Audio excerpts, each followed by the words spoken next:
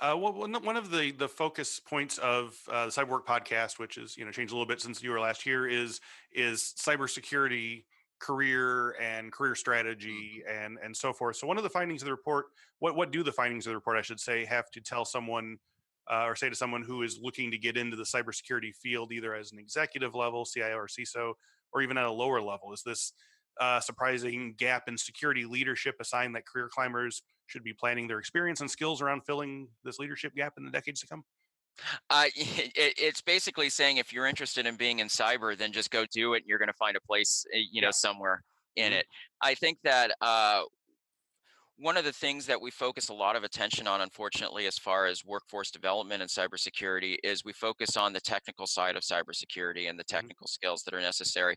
But what our report is showing is that cybersecurity is really owned at a multidisciplinary level. It's not the CISO who owns cybersecurity. The CISO is really just the coach and the captain. The entire leadership team owns cybersecurity and has some level of ownership in association with their area of business responsibility. So, what this is basically saying is for seasoned professionals, go seek those opportunities to learn about the governance of cybersecurity, security Hmm. management.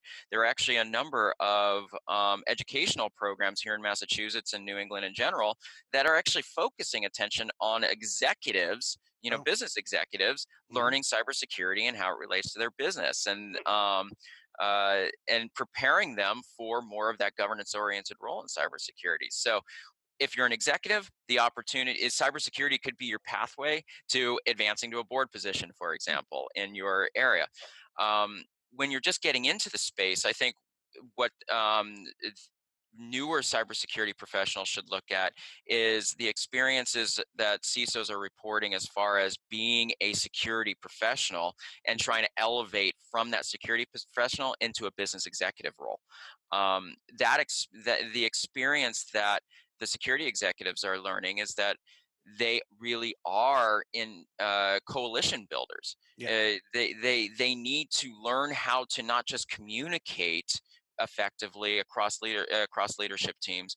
They need to learn how to build coalitions, build partnerships, and building partnerships at a business level perspective takes a lot of compromise, give and take, negotiation.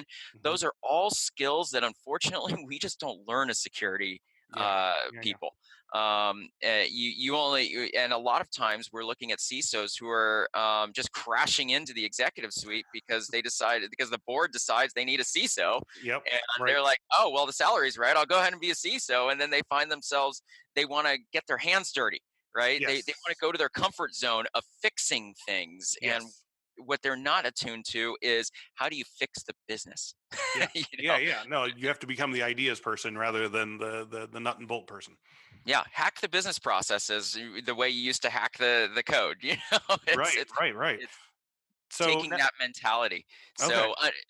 At that professional level, at that entry, more lower level professional, seeking those opportunities to actually engage with people, to actually deal with confrontation and deal with conflict, joining a toastmasters, or Hmm.